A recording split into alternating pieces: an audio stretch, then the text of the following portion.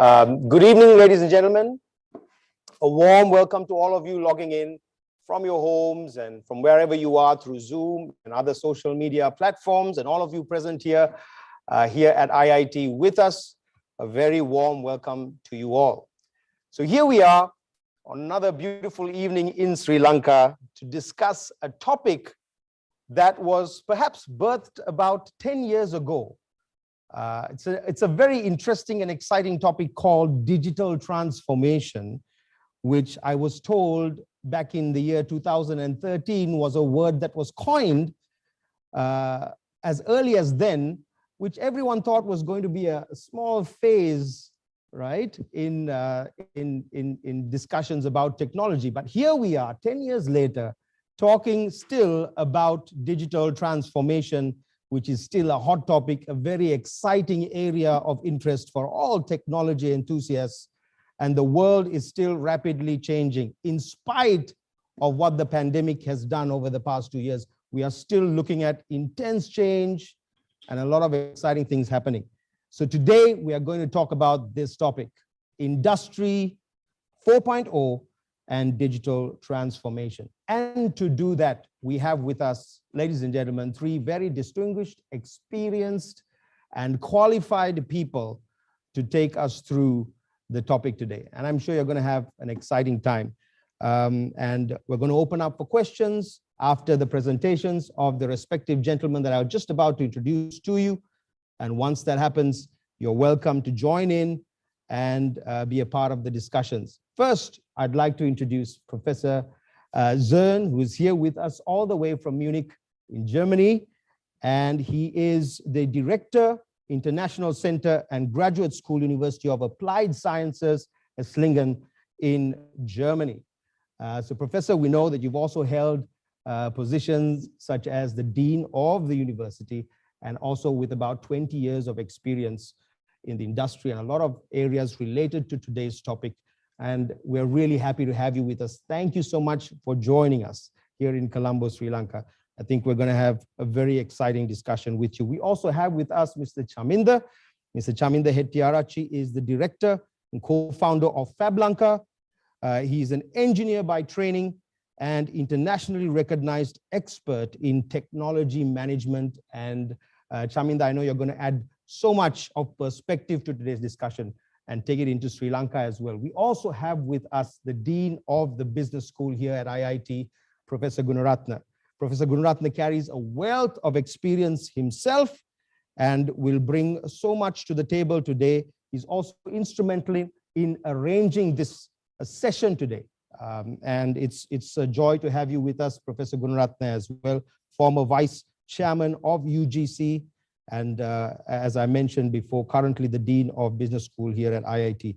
Was also the Dean of Colombo University, Senior Professor, and for 4 consecutive terms was elected the Dean. So a wealth of experience, so much of knowledge in the room today, and we're going to have a great time. So without taking any more time from Professor Zern, who will be addressing us first, I want to welcome you to the podium, Professor Zern. Thank you so much for being with us, and over to you.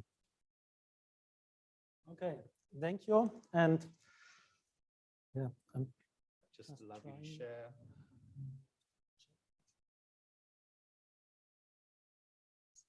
Yes.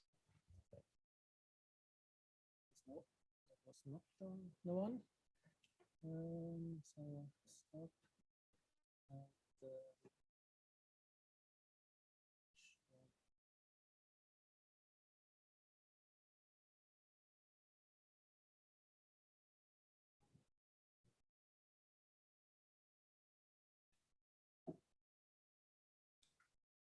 That works now.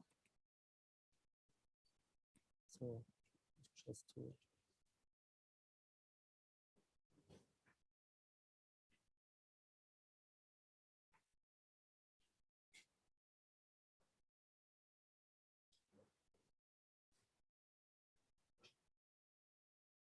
oops.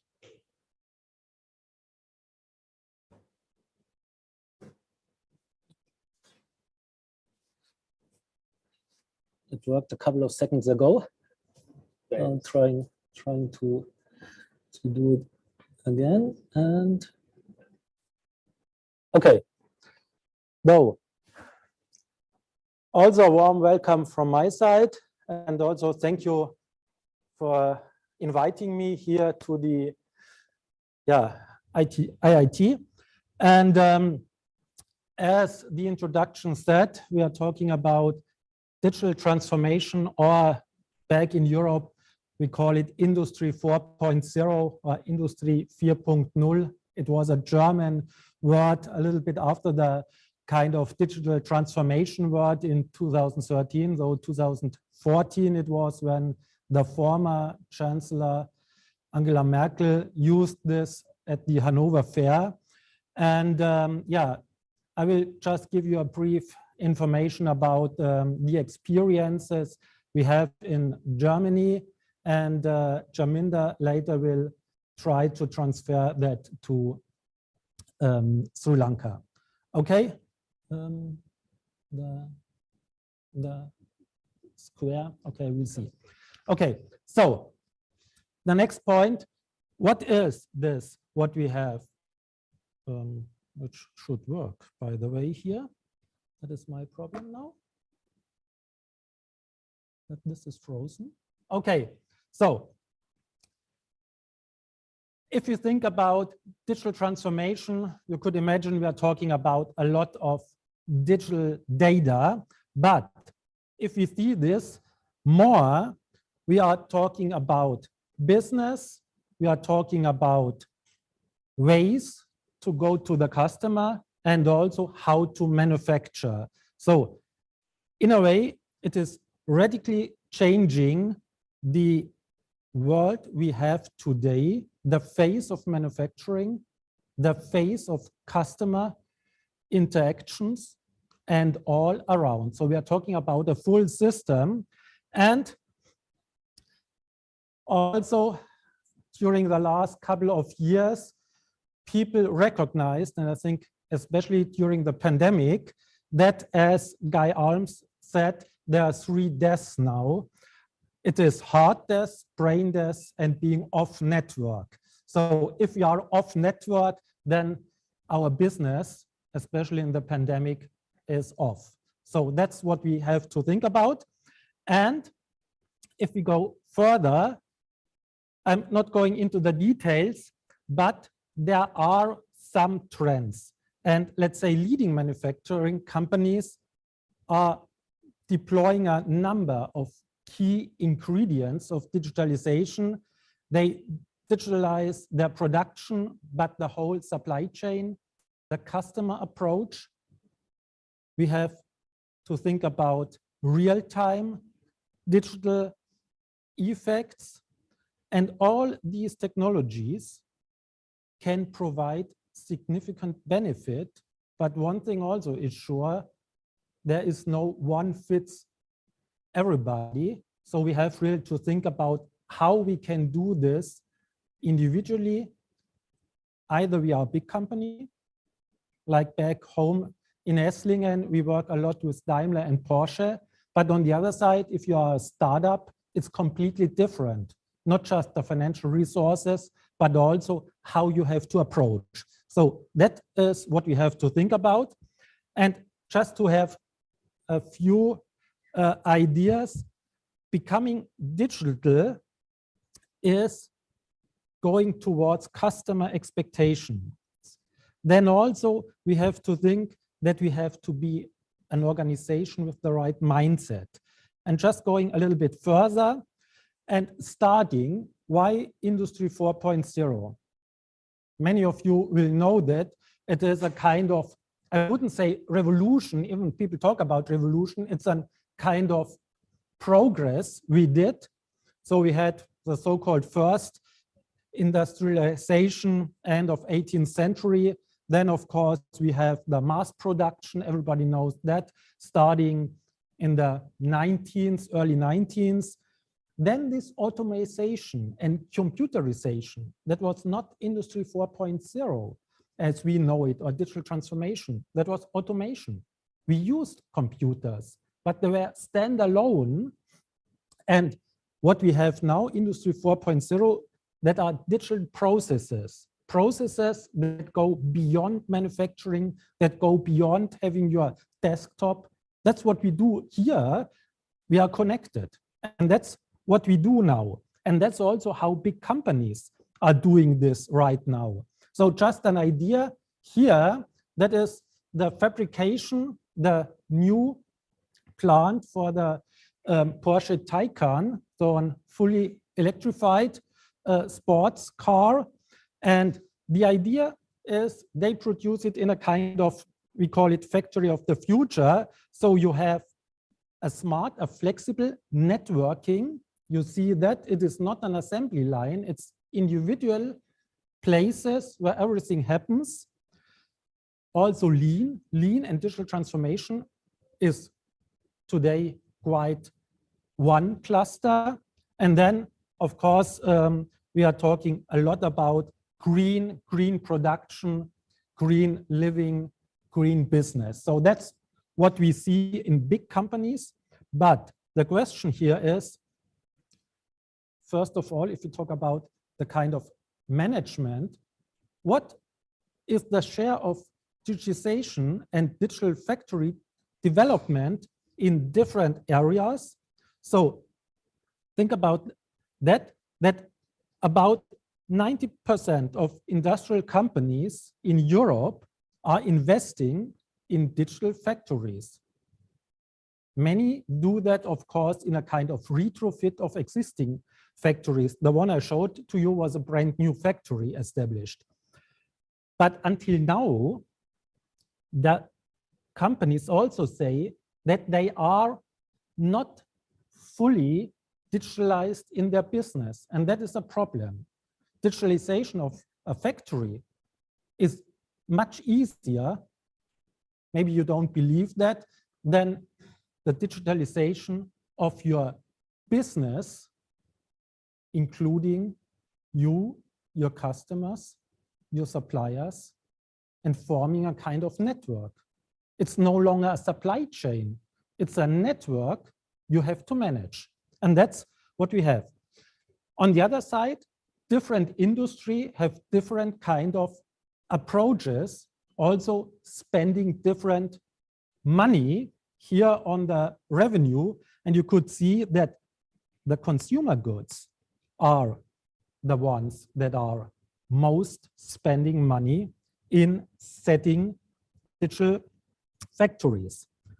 On the other side, we have technology and concepts. I'm just going through that a little bit fast, because then I will go to the managing parts. Though we have different technology clusters, according to Business Consulting, they said 9. I skip that and say we are 10 technologies we have to think about. Sorry, we as people are the carrier of technology. And if you think about digitalization and artificial intelligence, the first technology is our brain. So we have to think about that, and talking about 10 different technologies. But if you go to the specific technologies and think about what is used today, you see 6, and I just want to highlight 2 of them. That is, one is the connected sensors, trying to connect sensors throughout a business. And the other one is here, this kind of virtual or augmented reality. Not going to that in detail, just want to give you some ideas.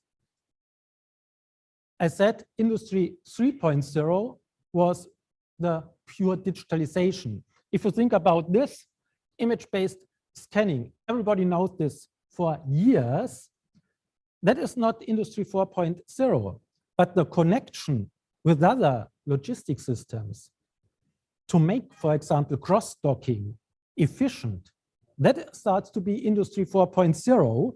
And just to give you an idea, here, one point is how could we reduce the errors? And going on that, yeah, continue. Yeah, it's not showing here. So that's one aspect. That's the oldest one, I would say.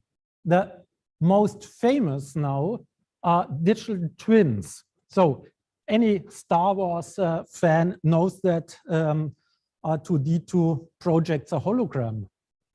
That was 30 years ago in the movies. Today we have that.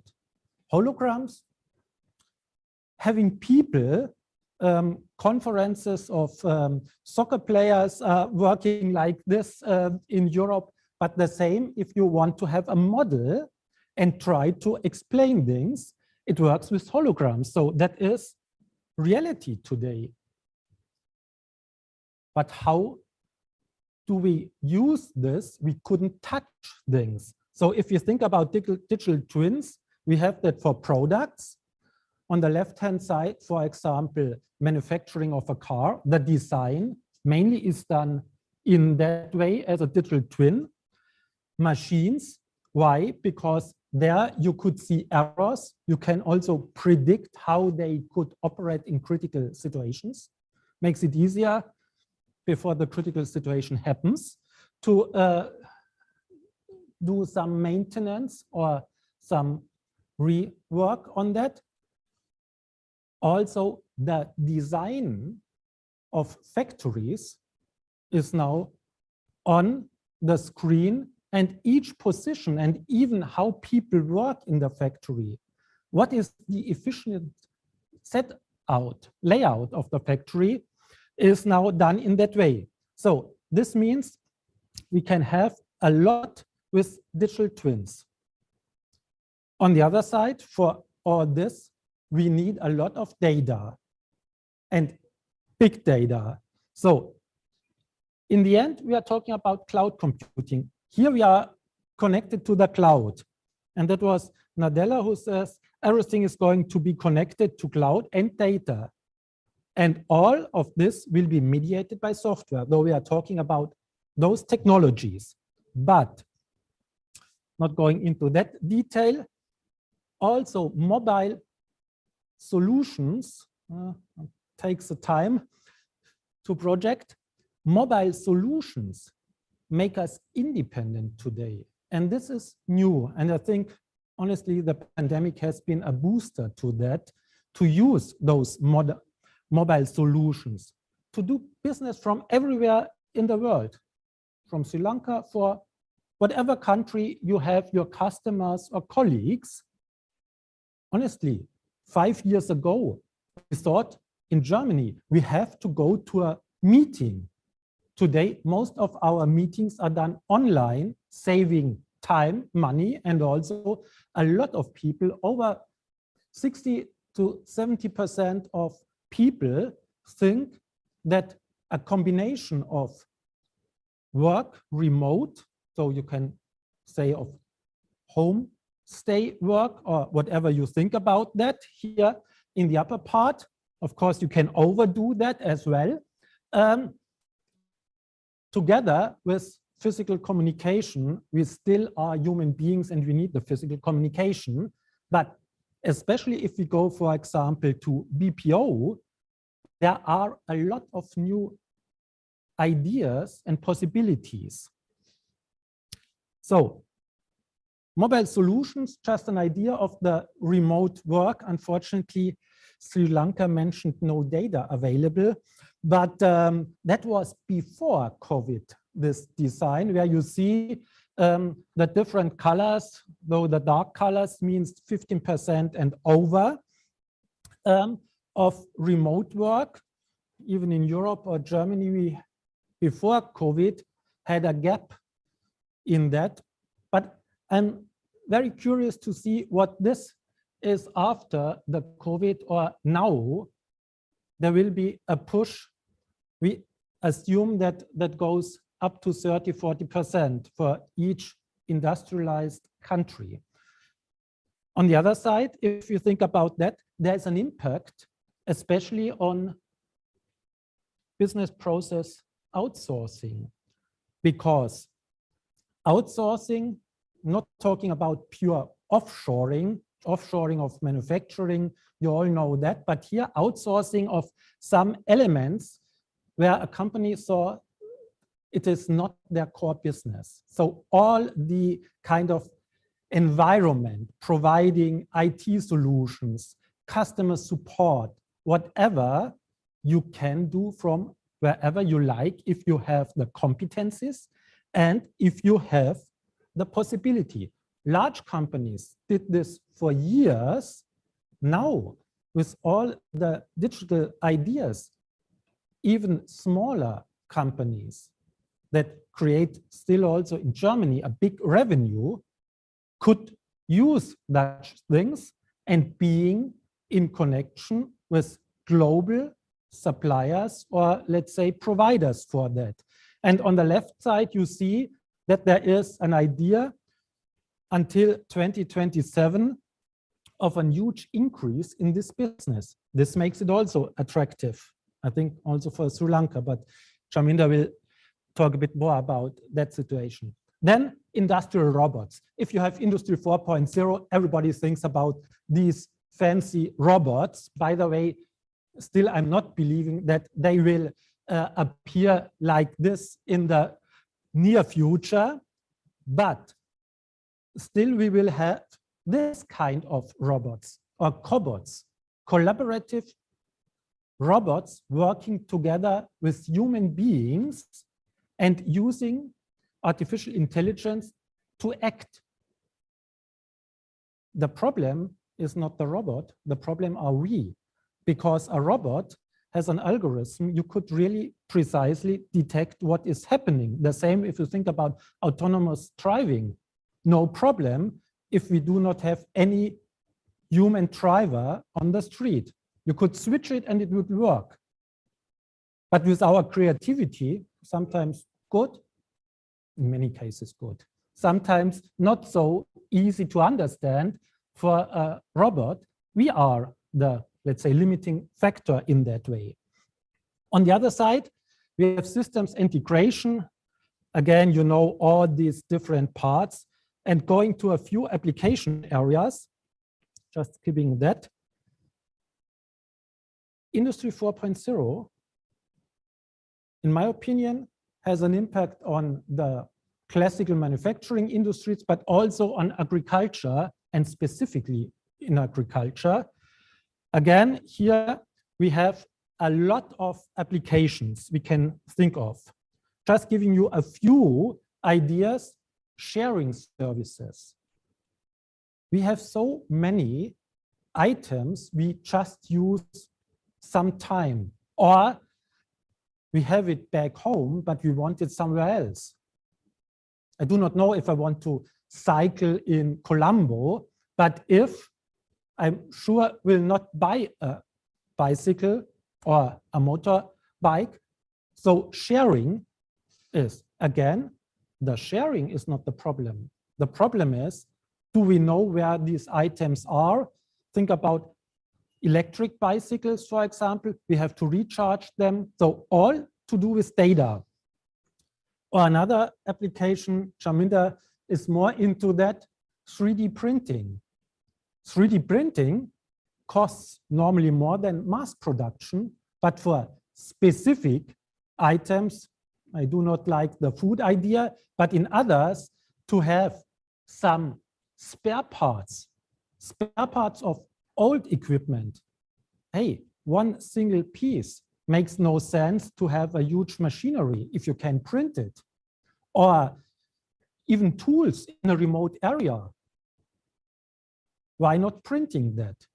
And the strengths also, again, with the digital twins, you can precisely determine where you have the strengths of a material necessary and then do that with less material, 3D printed, having holes in the structure you couldn't do if you are drilling or milling things. Predictive maintenance is another topic. I will not go into that. Now, as said, I'm also from the managerial and strategic thinking and not the IT guy. Let's talk about a little bit about benefits of that. What is the return companies expect? Not the short-term return, but in long term. So we are talking about more than 6 years. You see, there's a huge idea of existing companies, what they could have. And if we think about that more into detail, we see also that engineering, industrial equipment is those area where you expect the most, but all the others are in the same level. So it is not focused on just pure manufacturing. Of course, you can think about different cost reductions, but on the other side, we talk about increased productivity. We talk about this overall operating efficiency, lean ideas, and resources efficiency. Also on industrial level, sharing becomes quite common. Going to that. But to finish a little bit in that direction, I said people. People are the most important ones, but our life will change, and not just our private life, having our mobile phones and doing everything with the mobile phone, taking pictures more than having phone calls. On the other side, skills have to change. And the most important skills for managers in the future will be complex problem solving. So not talking about specific areas, you can Google everything, but how to connect this and how to solve a complex problem. Artificial intelligence could help, but you have to judge if it was correctly and it makes sense in your situation. And critical thinking, creativity, that's our human impact to digitalization. And then, of course, coordination and emotional intelligence. I believe that not in our and even in the younger students' generation, emotional intelligence will not be artificial. What is in 50 years, I do not know, but not in the next 20 years. I'm convinced on that. So this has a huge impact on the employees. Okay, but we need that also on corporate culture. And to go further, I started with digital transformation. Having seen all these things, there's one big question, not for the engineers, not for the accountants, not for the HR people, but for the managers. And that is, how could we transform a company or start a startup with that mindset? People always think startups have an innovative mindset. Yes and no. Limited to their idea, to their business. But if you want to do that digitalized, you have to know the mindset of your suppliers and of your customers. Or if you have no suppliers, of your customers. So what could we do there? Create awareness of the importance of innovation and digitalization to everyone. I'm not a digital native, but I also have to accept this is changing my life, even being over 50, for sure. Evaluate your present business. Sorry, a lot of consultants say you have to change and being on a platform, and who is harvesting the crop and who is baking the bread, but maybe some digital things could help you. So don't forget that. Then identifying potential improvement, that's obvious. Enable the stuff, training, training, training, and again, training. And that is the most difficult one. So you couldn't read. Be aware that you will not get all necessary information. And this may help you. Why? Because Germans and Europeans want to have all necessary information before they do decisions. It will not be possible. You have to rely on things and say, at the moment, we do it, even though we do not know everything. Otherwise, you wait until it's too late. And that's what we have to think. So in the end, we have identified a couple of steps. I said this, analyze your present situation, check the market trends in your kind of option. That is a classical SWOT, a different way of thinking that. Map out your strategy. I'll come to that briefly. Your individual strategy. Otherwise, my opinion, you fail. Then define the capabilities and resources you need. Imagine we are not talking about any tool up to that moment, digital tool. That is strategy road mapping. Then you connect all parts of your company. No, we are not talking about department A, B, manufacturing, sales, whatever. It is one. And then you implement what is necessary. In Europe, I hope it is not the case here. In Europe, a lot of people start at the number 6 and then they go backward and redo everything again. That is crazy, but okay. For that, you need a lot of capabilities, not competencies. Core competencies are outdated. Capabilities, talking about dynamic capabilities, so you have the classical ones, right now classical, 10 years old, sensing, then integrating, coordinating, learning. That is not we do create a car. No, that's different. I added a couple of them that is reconfigurating again, accept that what you do today may tomorrow have to be changed. That's it.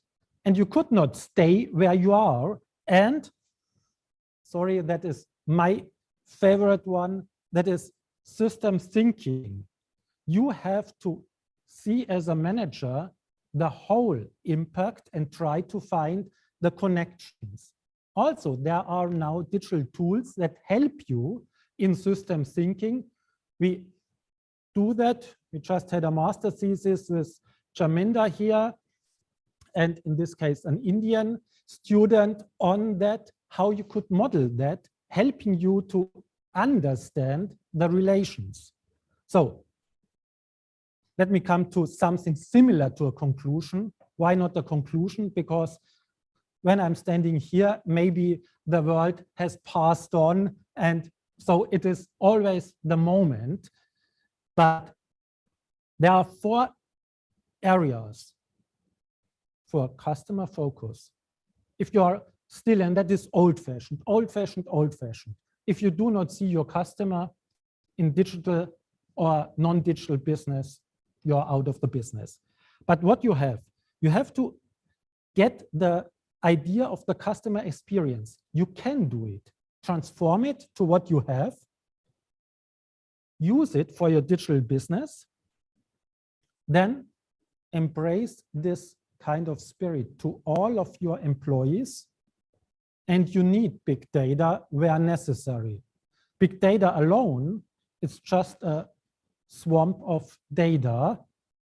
And if you like, you can create each correlation you want. So you need also the capacity to understand and check and cross-check. Now back to idea of the German industry. You see here the collaboration. That is a digital vision of production that was given in 2015 at Mercedes-Benz, and they employed it recently, just before COVID, in one of the Fair Lighthouse factories in Sindelfingen. You see, this looks not like a car manufacturing, and that is really the collaboration of people with cobots. For the management of this, you all know the VUCA world. So that is volatility, uncertainty, complexity, ambiguity, plus speed we have, plus the assets we need. you can also see it in a different way. That is, you need a vision as a manager. You have to understand what you do. You have to have a clarity in your strategy, not hopping on all the things that work today because they may not work for you. Agility, of course, you all are agile, and then we have ambition and speed again.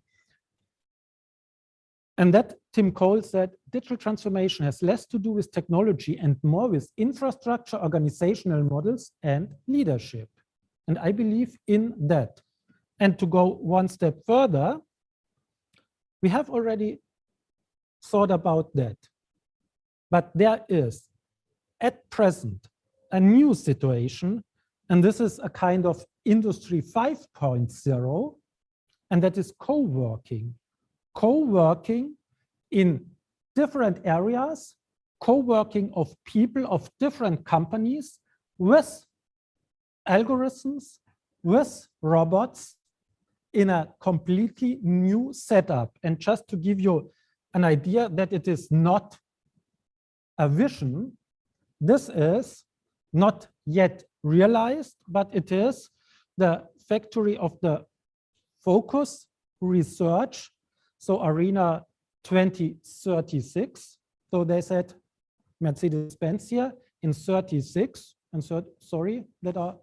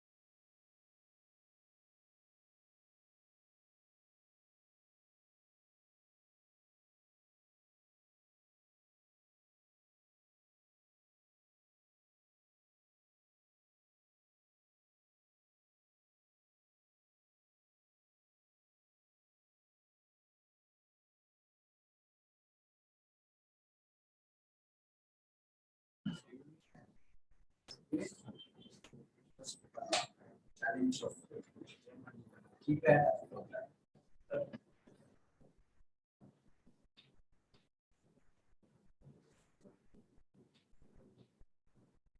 Some support here.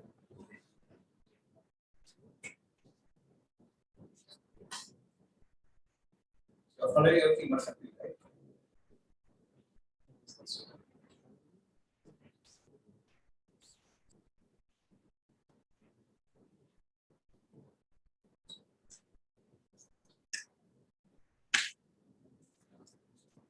Okay.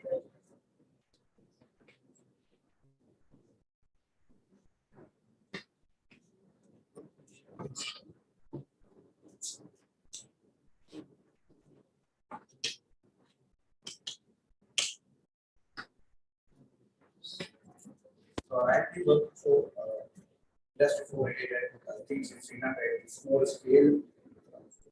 5 years now, and I made this presentation for 1 hour, but I have only 15 minutes.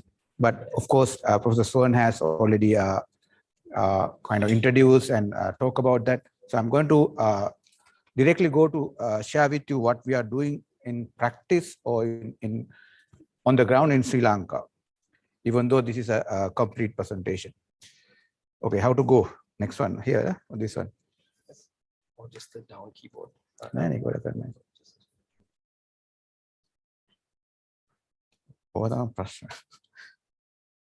Vitamins. Okay.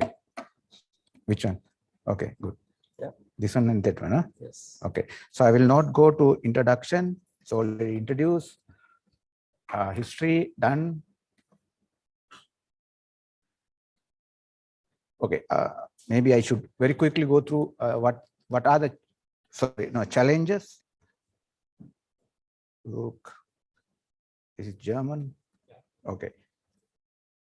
Okay, so basically we have problem with awareness and also readiness. Still people are trying to understand what is Industry 4.0 or in digital transformation. Normally Sri Lankans are very, my assessment is reactive. When something happened to us, only we pay attention. We are not very proactive. Infrastructure and institutional issues are a big problem. And of course, we are trained to compete each other as a nation, as institution, as individuals. So we want to be the number one in the class, best top in the batch. But I think, as Suhan mentioned, collaboration is going to be the key, not competition in the future. Of course, I will not talk about poor leadership and political will at all levels in the country.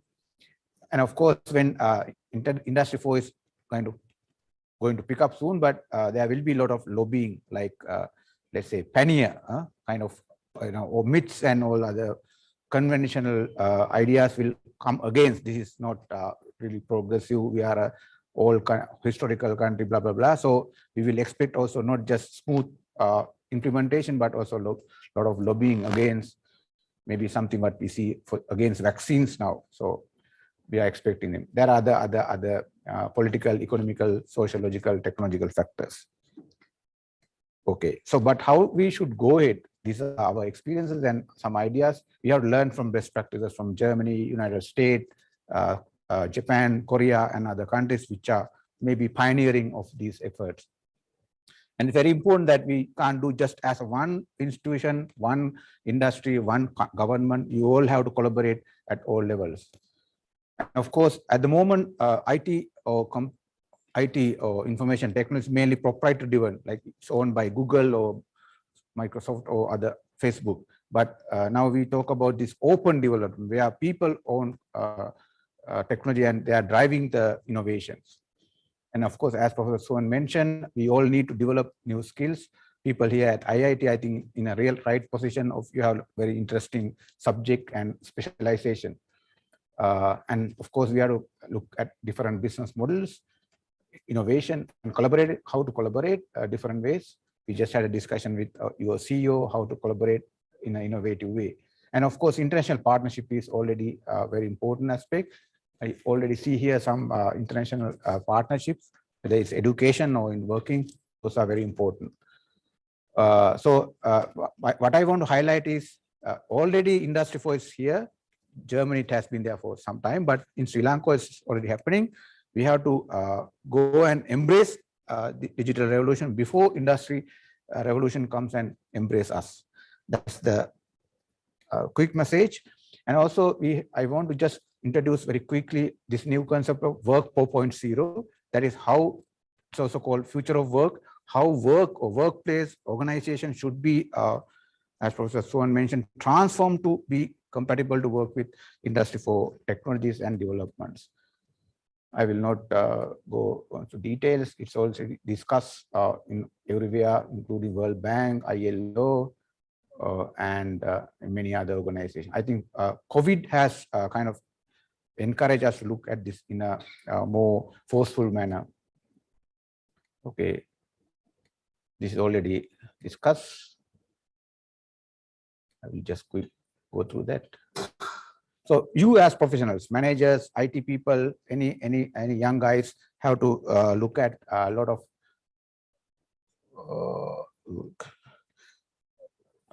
no, this I will just skip through because of the time.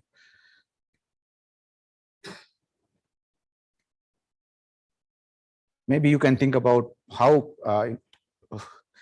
Industry 4 and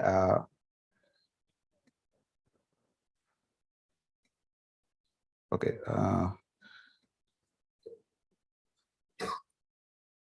So these are some questions maybe you should look at from your own, area, whether Industry 4 and Work 4 are going to help you or it's a challenge, or like how COVID has, impacted that. Is it going to be, it's a negative reason or positive reason? These are the discussion going on in the world. Now I want to talk about what we are doing as Lanka Foundation. My organization, we are a social enterprise, non-profit social enterprise, started in 2016 actually, and we want to introduce Industry 4 and popularize those technologies in Sri Lanka, mainly for economic development, not only just to profit maximization of business. So we started the first Sri Lanka's Fab Lab, fabrication laboratory, 60 kilometers away from Colombo, and we are operating that in full scale. Now, my team actually, as you can see, it's a multidisciplinary team, but mainly they all are Sri Lankans, but some of them are based in the US, working with aerospace industry, including Boeing Corporation. The gentleman at the top, he was my university batchmate at Peradeniya, and now he's a PhD in mechanical engineering. Now he's, like what Professor Swan mentioned, digital twins are already in practice in plane manufacturing. And he, along with other guys, teach us how these are done to young people in Fab Lab Makandura. So we are working with 3D print technology. I will not go into details. What is 3D printing? I'm sure most of you know what kind of exciting technology it is. There are many reasons why we should pay attention to such kind of manufacturing technology. So we operate as Fab Labs. So we have started Fab Lab, one Fab Lab, and we want to have Fab Labs around the country, as well as maybe inside in your university. So it's basically a typical laboratory, but with digital capabilities and global collaborations. The idea is to have collaborations and innovations across the country. Okay, I will not go into details. So we have done a lot of work across the island, include in many with many organizations, and this is where we are located. Professor Swan will be visiting the Fab Lab in coming days. And you are also invited, and you can see what we are doing there in new product developments, training, and also certified courses for young people on 3D printing and Industry 4 technologies. And we use so-called new tools like model-based system engineering. Okay. There are positive aspects and negative aspects, but we will not go into details. But I want to show you like some real things we have done. So for example, we started visiting Fab Labs around the world, from Germany to US, and then started showing 3D printing in operation to schools in Sri Lanka. And now Industry 4 is a curriculum, maybe for the first time in Sri Lanka, in government universities. I'm teaching for project management. So under that, we show 3D printing, how it works, and Industry 4 related applications, how it's going to affect management. I was just talking to your CEO and how we are trying to popularize that. Now, I wanted to introduce 3D printing over to the parliament, but we had made early discussion, but didn't realize. So we go to television and talk about 3D printing, how it's going to work for, for the Sri Lanka's economic development, particularly to globalize the manufacturing. And so I have been to many universities in Germany, India, IIT, and Singapore, Korea, and talking about how we are doing this in Sri Lanka and try to have collaboration with those universities. I think here we have IIT, Nanyang Technology University. And of course, we have been trying to talk to different local audiences. There's a case study on Fab Lanka at different business schools. This will be taught, maybe including Harvard Business School. Now, Professor Swan was our host when we visited first Sri Lankan MBA students went to Germany for an industry for real visits. So we had that visit also in 2019, and we want to organize such event visit for undergraduates and postgraduate students even in the future. Of course, maybe after COVID is under control. Okay, so now as a part of that, Professor Swan is in Sri Lanka, but we have been collaborating for some years. These are the Sri Lankan MBA guys visiting a future factory in Esslingen area. Okay, if you are interested, also we can invite you to do courses on 3D printing and new product development. I have, of course, got some international awards for that, so I will not go into that. Oh, sorry. Okay, so basically, now we started with the interest and enthusiasm of how technology can help, Sri Lankan economic development. So during the last 5 years, we have a lot of positive as well as negative practices of introducing technology to the country. But still, we are working in a very small scale because we have resource limitation, expertise limitation, and also even acceptance challenges from the mainstream institutions. But we are working hard to improve ourselves as well as try to disseminate knowledge and collaborate with other people. Okay, that's it from my side. Thank you very much. Open for the discussion later. Yeah. Thank you so much, Yeah. Chandra. All right. So ladies and gentlemen, I'd like to open things up for questions now. There was a lot of interesting content, both Professor Zern and Ms. Shamida. Thank you so much for sharing. You brought in fact, Shamida, a lot of context to our area, and also listening to some of the work you do at Fab Lanka. I think it's incredible. There's so much going on simultaneously. So are there any questions from the audience here at IIT who's seated with us that can be raised at this time?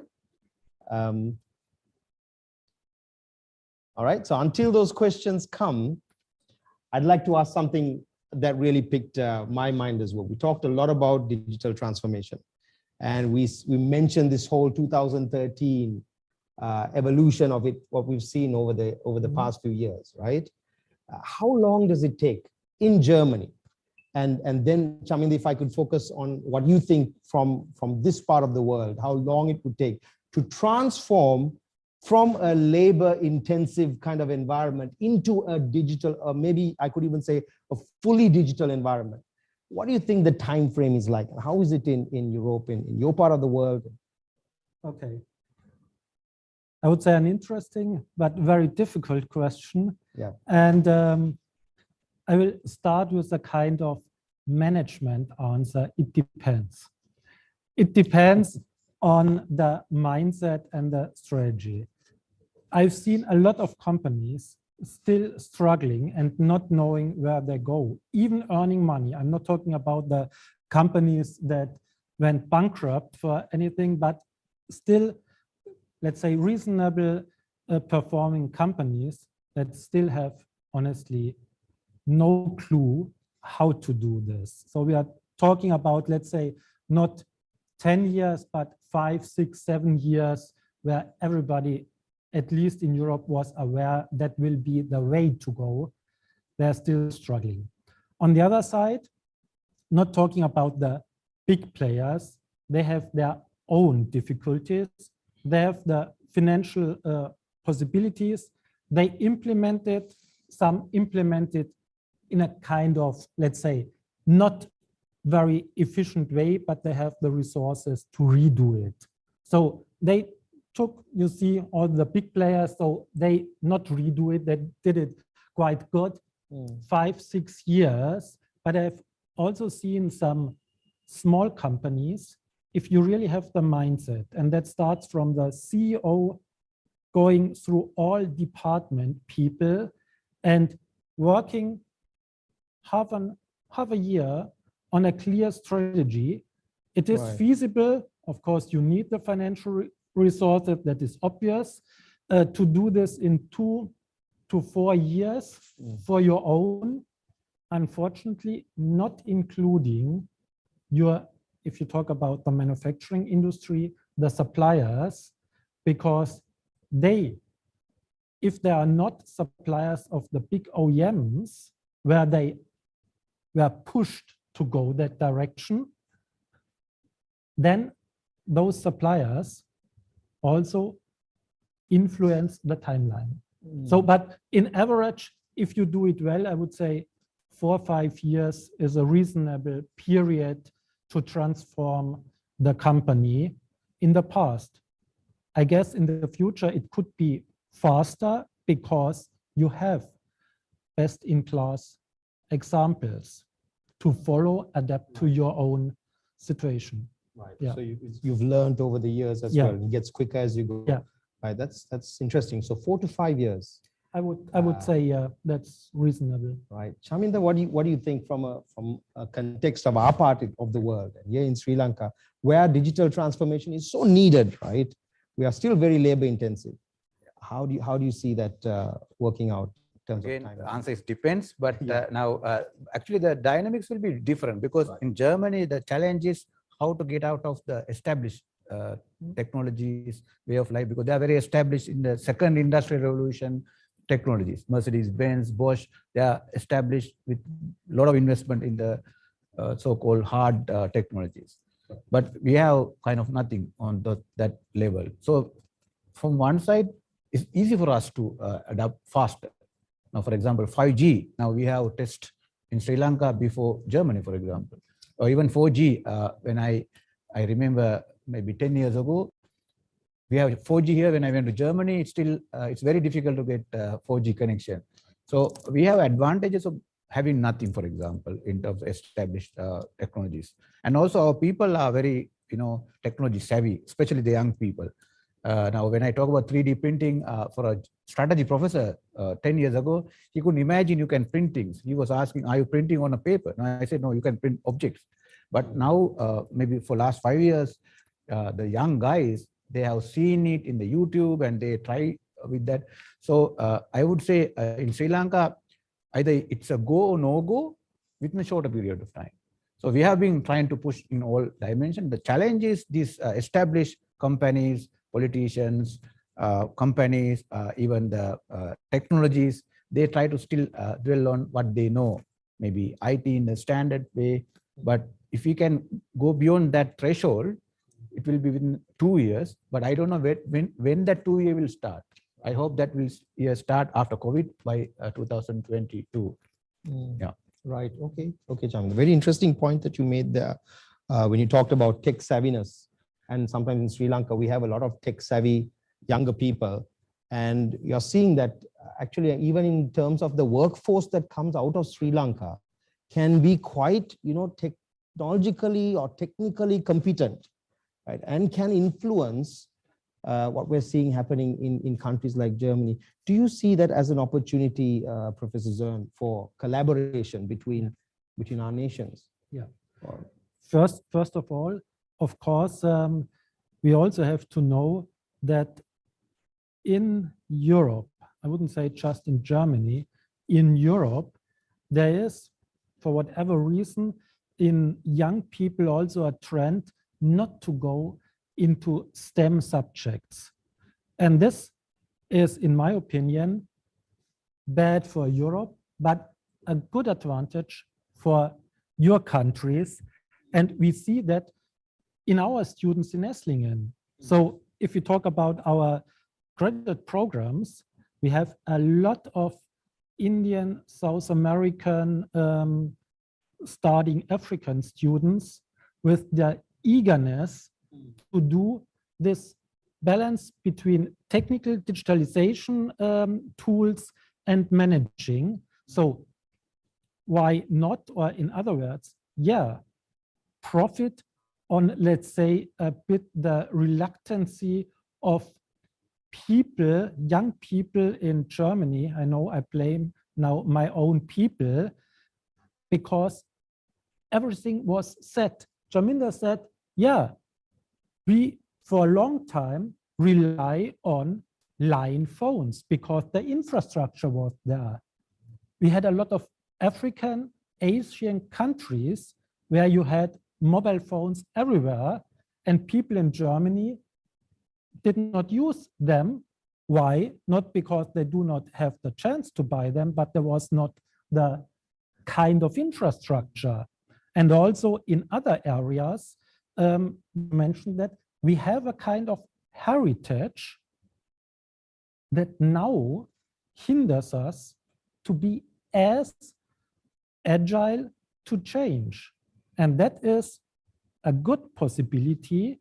And that is also a good possibility, I guess, for well-educated engineers, managers of Sri Lankan or other emerging countries to fill that gap, and fill that gap either in Europe, the US, or here to work for international companies or create their own companies supporting them. So I just mentioned this business process outsourcing.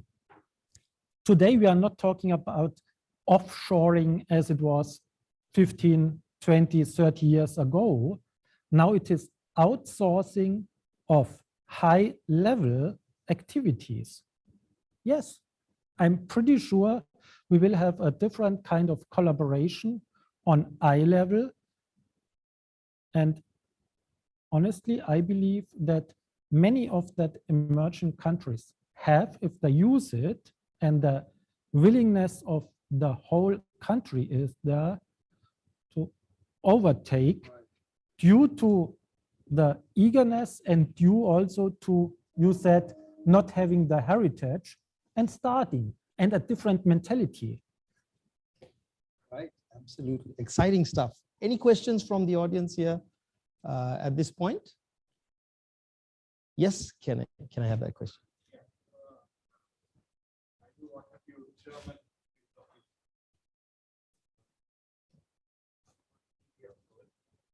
There was an interesting movie where,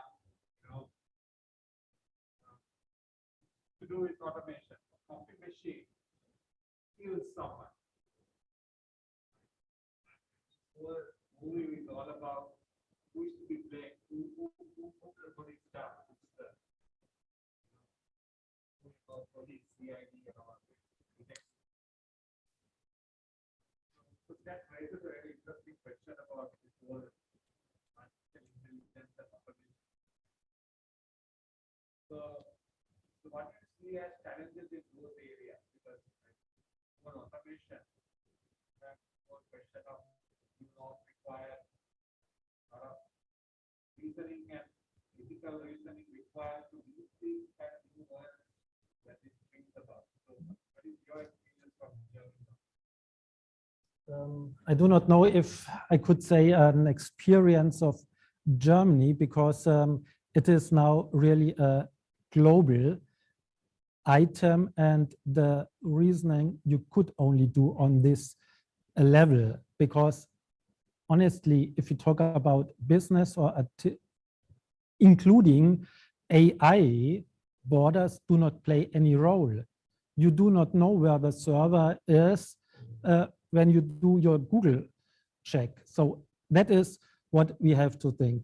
Yes, that is a huge, let's say, thing we all have to face, but that is now similar to what people had in, let's say, the second, I would say, more the second industrial revolution. With all these changes, of course, today we have the situation, contrary to the past, that the machinery took over the physical labor. Today, you mentioned artificial intelligence, which is taking over some of the brain work, the logic brain work, if you like, we do. And of course, there are risks associated with that. If we think about the risks, I'm very straight saying we have the same risks if we let operate a human being. We just accept that human beings make errors. we in the future have to accept that also, let's say, man-made created algorithms are not prone to be failureless. So that is what we have to accept, one part. Now the other part is how we deal with that. You say who is responsible. The same as I said with you said the coffee machine.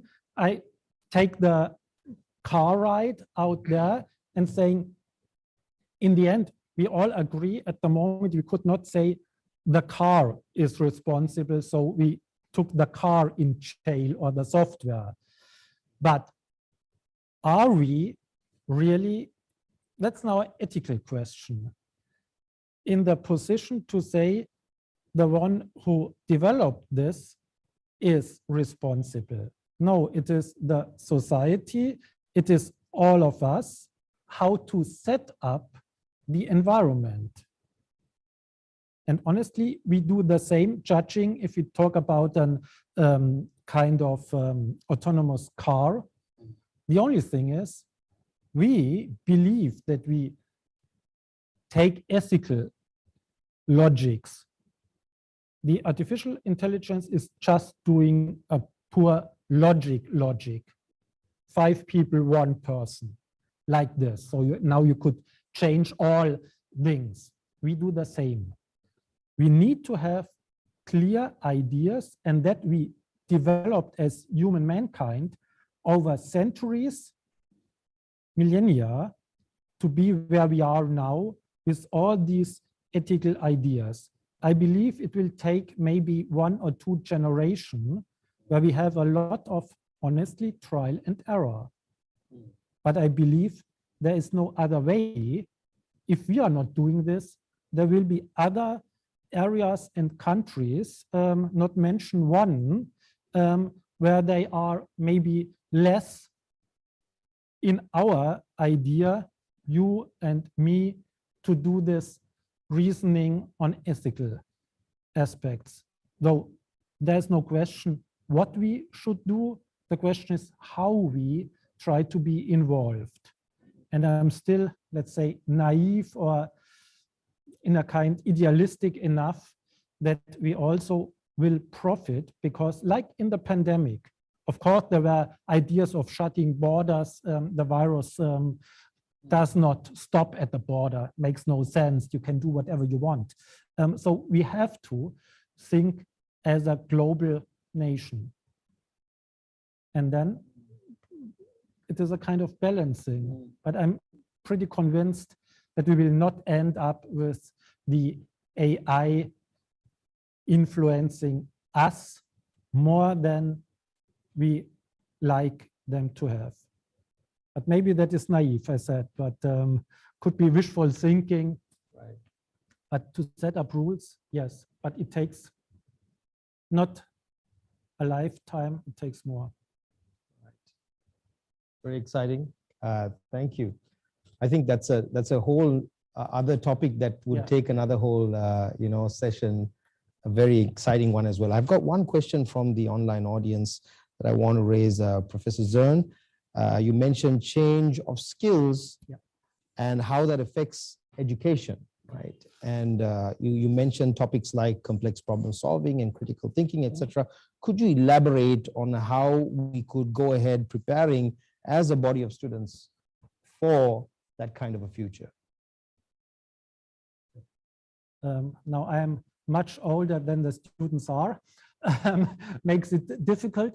But yes, I said the skills, at least for the next, I imagine 20, 30 years, go from when I was educated as a high school student and then as a university student, we had to learn a lot, learn facts.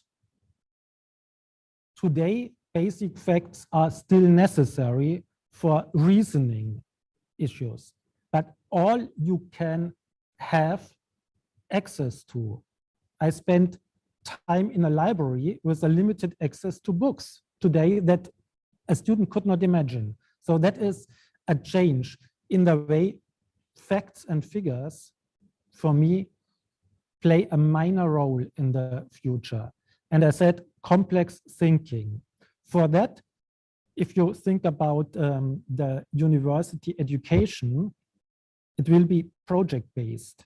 We started that to stop lecturing as we did it today and really work on projects and also remote. Again, one thing we had in the pandemic, it makes no sense to have an online lecture done 20 times. You just record it, you pick the highlights, but to give students a hands-on experience, either in Lanka or in other kind of labs, is one thing I think is the way we have to do. The next is, okay, that's my personal opinion, that you have also to use the complex system thinking approaches and use this kind of connectivity, because that is where we will still for a long time be more efficient than computers.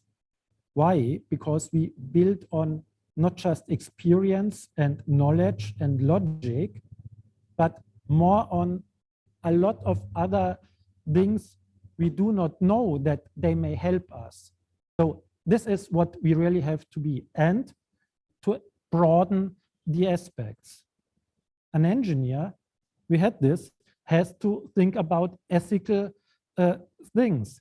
Otherwise, there will be people not having a clue of the tool, the digital tool, who decide what we should do with the tool. Illogic. So that is what I think is the future, and we will stop. And there are universities studying that, mainly in Scandinavia, stop having really lecture rooms at all.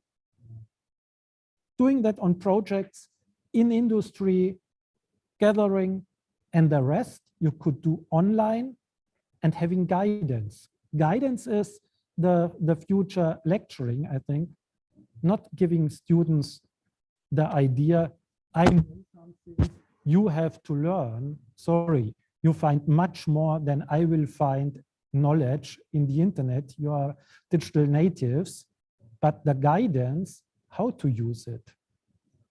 Right, fantastic. Yeah. Professor Gunaratna, could I ask if you'd like to add to that as well? Yeah. From an education perspective, from our part of the world, how do you see students preparing for a digital transformation future and being part of that workforce? Yeah. There are two perspectives, that students coming to us sometimes it's like not a level playing field in terms of their knowledge on the subject. Therefore, we have to guide them, and we have to show them how to go for knowledge, So I think recently that IIT, we did a good thing, like we purchased some of the databases so that students can go to a lot of access to a lot of books published, and that's a wonderful thing. And there are a lot of open sources, and I know that IIT students that I do that project sessions and all that, some open source softwares like RStudio is widely used by data analytics people. So that those things are there. That is what we have to do, is where to guide the student. The knowledge transferring is not during your classroom, not during your degree period, it's beyond that. So that we have to train the people for that purpose, so that they will pick up what is happening in Germany, what is happening in UK, what is happening in Japan. So they should have a knowledge how to process that and put into their company's use, put into their own business use. That is something that you have to wear that, what is this, what you, Professor Cern said, that complex thinking and systematic thinking, that's where we have to train our students. Right. Thank you so much, Professor. So if there are no more questions, no more further questions, just one more question. I'm sorry. Yes, please go ahead.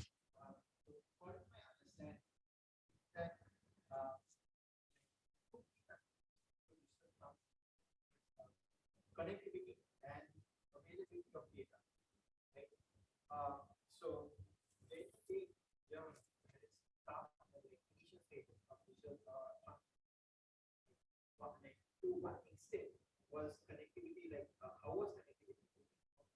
And like to what extent was local data available? Because in Sri Lanka, the limiting factor is that not in every field you have the local data available. Mostly, like even if you're going to do research, most of the time the data is using globalized like data sets and all. So, could you just let us know according to your like to what extent were these factors that we have in digital transformation? Okay. First of all, I think that you raised a different but very important aspect of data. When I was talking about data, it was more the data you have within your company or your supply network. And this is data you could, of course, obtain by inputs talking about ERP systems, connected ERP systems, and things like that. What you,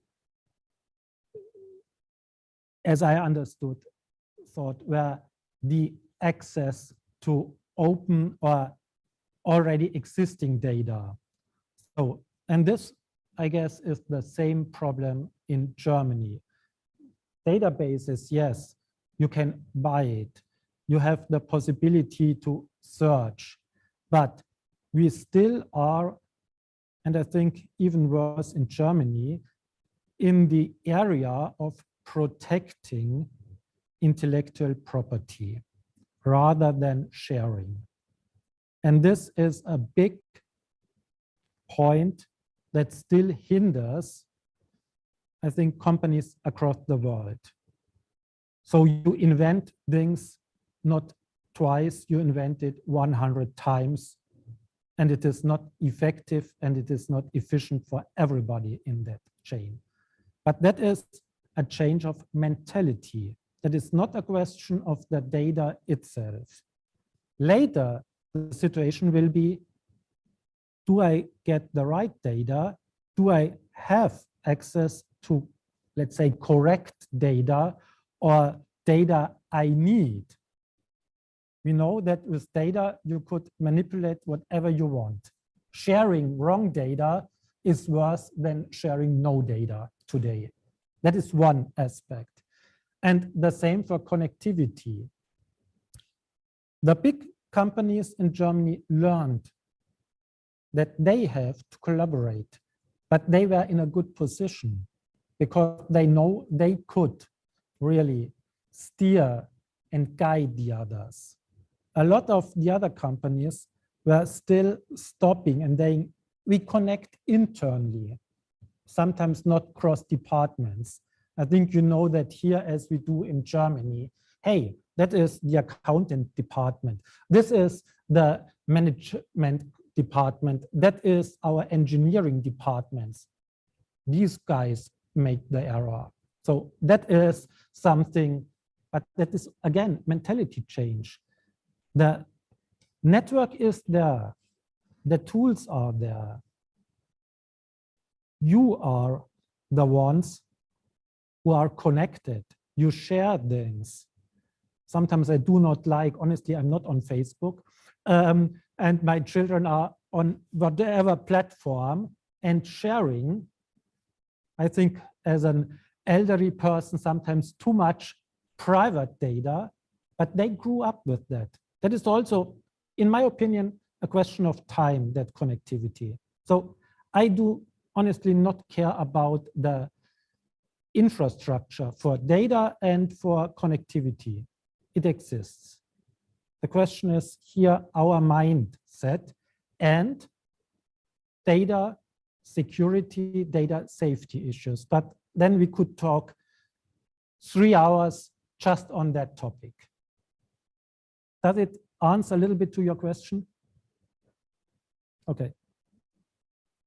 Right, thank you. Is there any other question at this point?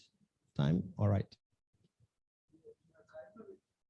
Yes, of course. Please go ahead.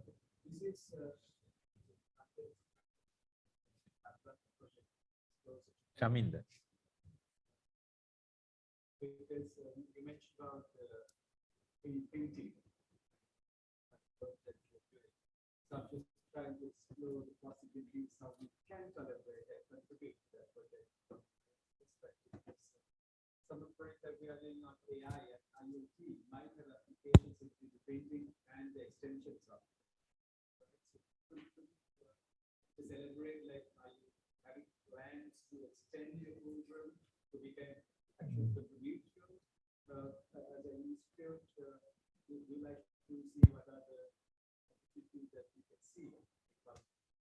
Yeah, thank you very much. I think more than the question, that your kind of offer is really welcome, because we started as a industry for popularizing and introducing social enterprise.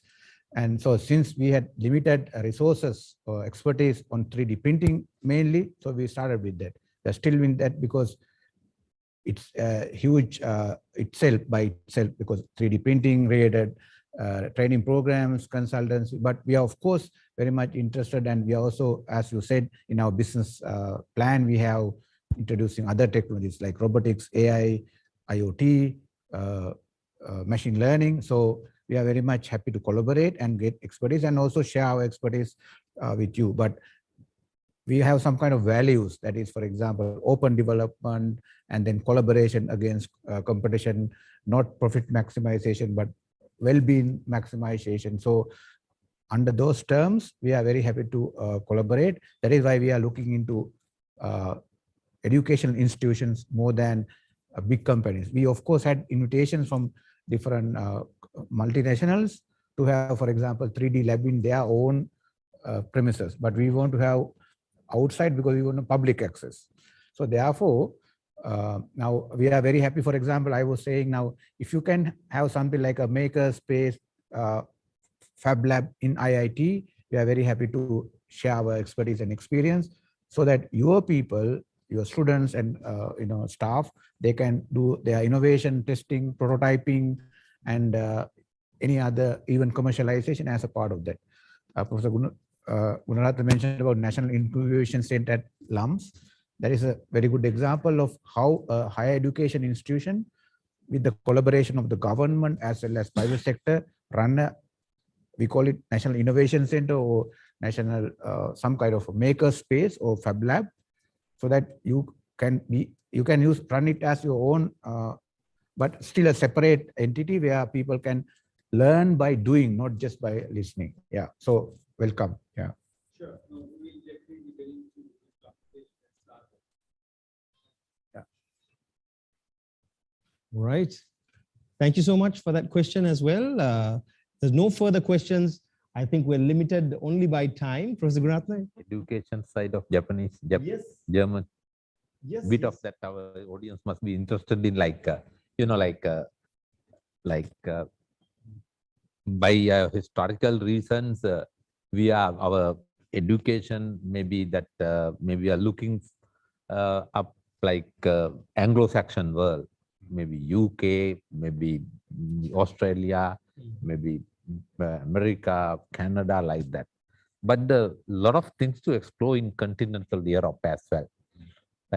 One great thing is them, their education is mostly maybe undergraduate education, almost free undergraduate education, but we don't want to lose our students. But but the postgraduate studies also, like technical side, I think it's very strong Germany, so that your course fees are. I think yesterday I had a session, online session, 3 of us yesterday night. So what the professor said that his university's term fee is like 1,500 euros, 1,500 euros. Like So therefore, I if you think you compare it should with not US, pay after graduating here. If you somebody is interested in maybe that, look upon those opportunities as well. Maybe not only Germany. Germany is a very technological studies, I think, superb destination.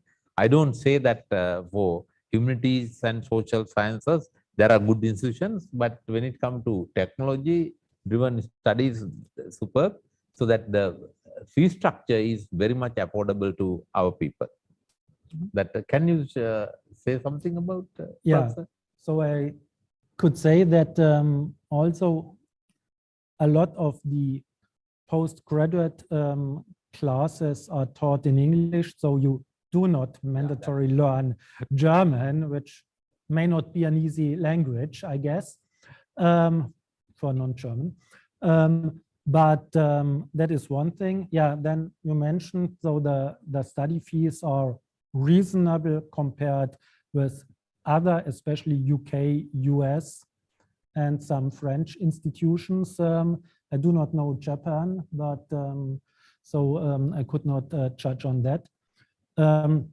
Yeah, the rest is, as I already mentioned, now very hands-on learning, at least in Esslingen and in other, let's say, universities of applied sciences. Maybe that is one thing I have to add, that in Germany you have two quite different areas of science-oriented university. That is, let's say, the classical pure science university and the applied universities created during the first, second industrial revolution, where there was a need, and today it's much more, that industry people are educated on a very high level, but with the prospect to apply that, which was in European normal universities not the case. So if you see this word applied sciences, it means we are not teaching to, let's say, future academics, but more for people in industry on that high level of engineering or managing aspects. The rest is similar to, I think, the globe now. This has, for good luck, changed 20, 30 years ago, that you could transfer credits quite easily and yeah, go forth and back. But there, I think Chaminda is better to answer, because I was leading such an institution, but he was in many of those kind of studies around different countries, including Esslingen as a student, how it works. Yeah, just to add on that, yeah. Now, as Professor Gunaratna mentioned, there are a lot of opportunities in continental Europe. For example, I studied, in addition to Germany, I was in Spain for 1 year, a few months in Sweden, and then also in Switzerland. And I kept on going to those countries for short courses on executive education. Now, I never paid any money. In fact, they paid me for studying. So that is a different orientation than to Anglo-Saxon world, where they charge money from students from, let's say, outside world. So, but then why you don't see many German universities, French universities, or Swedish universities here? Because they don't do a lot of marketing. They don't have a lot of marketing budget like American or British universities. So you have to look for them. So that's kind of different orientation. Just because you have money or you have even first class or something, it doesn't work. So you have to look at opportunities, why you are suitable or capable to study, for example, energy management, environmental management, European law, or Industry 4. So it's a different path. Now, to support Sri Lankan students and even professionals, even for postgraduate people, I work on the different initiative. It's called training programs in Germany. Every year we do sessions, 2 sessions every semester, to study mainly to postgraduate studies in Germany mainly, because they are free, almost zero tuition, and also there are working opportunities. Even there are actually exchange possibilities, like Erasmus works in Sri Lanka. So you can study, if your mother organization allows, 1 semester in German, Spanish, or French university. So maybe for younger guys, after your graduation, if you're looking for postgraduate studies in technology particularly, you should be in touch with us, because we do free sessions every year, 2 times. And then, but then there are different qualifications. I'm sure you are capable because you have IELTS or British qualifications and high GPA. And because in Germany, I have to be very honest, not like UK, they're not very flexible in admission. It's very kind of conventional, but if you are eligible, then it's free. So it's a different orientation. They will not come and tell you, please come to our university. They won't say that. You have to go, let's say, after them and get, but then if you get it, it's free and you get even paid for studying there. So But that is just for to- next session, yeah. Just to add one word on that. So the kind of qualification that is necessary to go to that German universities, including ours, is of course just based on your grades and on your motivation and the recommendation of either professors or your industrial supervisors at the moment. And yes, we do not do many marketing. That's an easy way to understand for economic people, because we have much more applicants than places. So why should we spend money on marketing when we later have honestly say no to some students we think, yes, they would fit. So that is one thing. You have to perform well. You have to get really high level grades. Then, yeah, it is, I wouldn't say free, but quite reasonable. And there are also, you said, a lot of funds for the really high level students, funds from either the European Union and even down to the different states in Germany offering specific funds for foreigners. Why? Because we know, that's back to another question you rose, that we need also qualified international people, not just because we are lacking maybe some of them in specific areas, but also we rely as Germany on our international business. And for that, we need a lot of people in their home countries later. So it's not the idea to have a brain drain, but to educate people to get them known to German companies.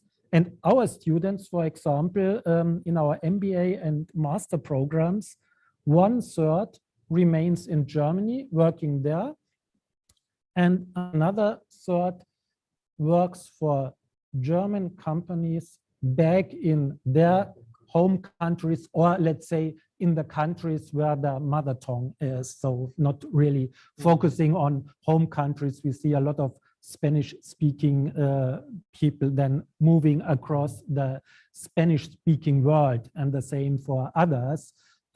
So that is what we see, and only 1/3 is going back to the, and this is recognized and even pushed by the government in Germany to say, yeah, that is the way of the industry had worked in Germany since the Second World War, and we could not, and we want also not go back, and we rely on those people. That's why we educate people in a different way than maybe it is the case in the US or the UK.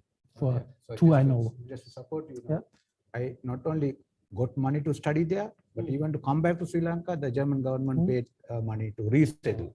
So I'm supposed to get like even monthly allowance at the first year, but I didn't get that because Sri Lanka graduated from their list. But now that is the the connection or the consideration. You study there for free, you get either sponsorships or working opportunities.